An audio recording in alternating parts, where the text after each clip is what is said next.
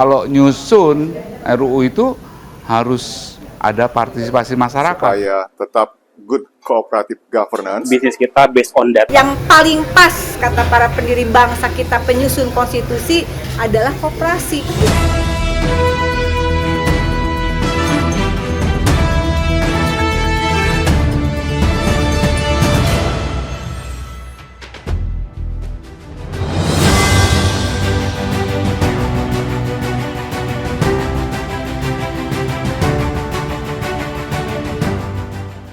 Dalam mencari format terbaik penyusunan rancangan Undang-Undang RUU Perkoperasian untuk merevisi Undang-Undang Nomor 25 Tahun 1992, sejumlah stakeholder di bidang koperasi turut memberikan pendapatnya pada Simposium 2 Koperasi Indonesia. Dengan tema Urun Rembuk Masyarakat Koperasi Indonesia untuk perubahan RUU Perkoperasian yang digelar di Rasuna Said, Jakarta pada Rabu 17 Desember lalu, Menteri Koperasi Ferry Juliantono menuturkan bahwa saat ini Kementerian Koperasi tengah melakukan percepatan inventarisasi masalah dari berbagai pihak. Menteri Koperasi Ferry Juliantono mengatakan pemerintahan di bawah kepemimpinan Presiden Prabowo Subianto akan mengembalikan lagi tatanan sistem perekonomian Indonesia kepada titik asalnya yang sesuai dengan konstitusi. Sekarang kan sudah di tangan pemerintah, artinya kami Kementerian Koperasi nanti akan melakukan percepatan inventarisasi masalah dari gerakan koperasi, dari akademis, dari kampus-kampus dan klarifikasi masalah. Nah, di awal Januari nanti kita langsung itu sempurnakan prosesnya. Ini akan kita ajukan sebagai undang-undang baru dan namanya nanti akan kita usulkan Undang-Undang Sistem Perkoperasian Nasional. Banyak tadi ada beberapa, tadi ada usulan yang sudah kami akan terima dan kita tindak lanjuti untuk kita akomodir di undang-undang yang baru ini nanti. Sementara itu, anggota Komisi 5 DPR RI Rieke Diah Pitaloka yang turut hadir dalam simposium menuturkan bahwa setelah mendengarkan masukan dari berbagai pegiat atau komunitas koperasi, hal pertama yang harus disepakati adalah secara umum koperasi bukanlah konsep baru, tetapi koperasi secara konstitusional dan historis dimandatkan pada Undang-Undang Dasar 1945, tepatnya pasal 33. Rieke juga menambahkan, membangun koperasi bukanlah membangun bisnis biasa, tetapi sebuah bisnis yang memiliki cita-cita untuk memperbaiki kehidupan rakyat demi mencapai kesejahteraan. Secara umum adalah kita harus bersepakat, koperasi ini bukan suatu konsep baru, tapi koperasi ini suatu konsep yang konstitusional dan itu ada secara historis, bisa ditelusuri. Ini adalah betul-betul mandatori dari konstitusi.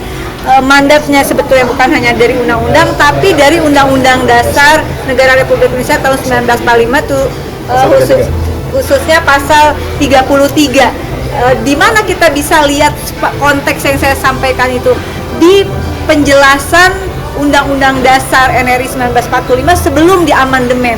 Di situ akan terlihat apa maksud pasal 33, di mana demokrasi ekonomi itu ciri utamanya adalah yang paling pas, kata para pendiri bangsa kita penyusun konstitusi, adalah koperasi. Rieke menambahkan, RUU Koperasi bisa selesai tepat waktu dan hal itu tergantung pada komitmen bersama di mana masyarakat dan seluruh stakeholder perkoperasian memberikan dukungan. Sementara itu, Ketua Forkom KBI Irsad Mukhtar menuturkan, diundangnya para stakeholder koperasi pada Simposium 2 Koperasi Indonesia seperti Deputi Bidang Kelembagaan Digitalisasi Koperasi Hendra Saragi, Ketua Forkopi Andi Arslan Junaidi, Guru Besar Fakultas Hukum Universitas Muhammadiyah Jakarta Ibnu Sina Chandra Negara, serta pihak lainnya adalah untuk mendengarkan masukan dari berbagai pihak. Tahun lalu kita mengusulkan kepada pemerintah dalam sebuah rekomendasi agar pemerintah serius membenahi atau menyelesaikan rancangan undang-undang koperasi karena terbengkalai bertahun-tahun. Nah, pemerintah menjawab akan segera menyelesaikan rancangan undang-undang koperasi perubahan keempat oleh DPR yang dalam waktu dekat akan menjadi undang-undang. Sebelum dia menjadi undang-undang, kita mengundang teman-teman koperasi dari seluruh tanah air supaya mereka memberikan masukan karena mereka yang akan menggunakan undang-undang koperasi ini, bukan orang lain. Kita berharap mudah-mudahan ini menjadi stepping stone bagi teman-teman koperasi yang pada awalnya juga nggak terlalu yakin apakah simposium ini akan memberikan hasil yang positif. Tapi nyatanya kita lihat tadi bagaimana Menteri begitu bersemangat, bahkan Rieke Diah Pitaloka membeberkan sebuah roadmap koperasi di masa lalu dan hari ini dan ke depan.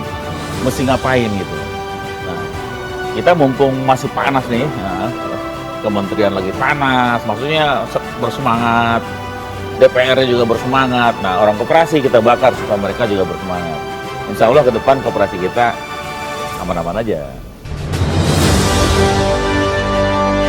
Dengan infrastruktur digital yang mulai berjalan, Irsyad Muchtar optimis babak baru koperasi akan terbuka tahun depan. Ia bahkan menilai koperasi berpeluang menjadi tulang punggung perekonomian nasional. Pada acara simposium koperasi kedua, pemerintah melalui Kementerian Koperasi mengusulkan agar regulasi tersebut tidak lagi berbentuk revisi, tetapi hadir sebagai undang-undang sistem perkoperasian nasional yang baru. Usulan ini dinilai penting untuk memberikan landasan menyeluruh bagi arah perekonomian Indonesia berbasis gotong royong.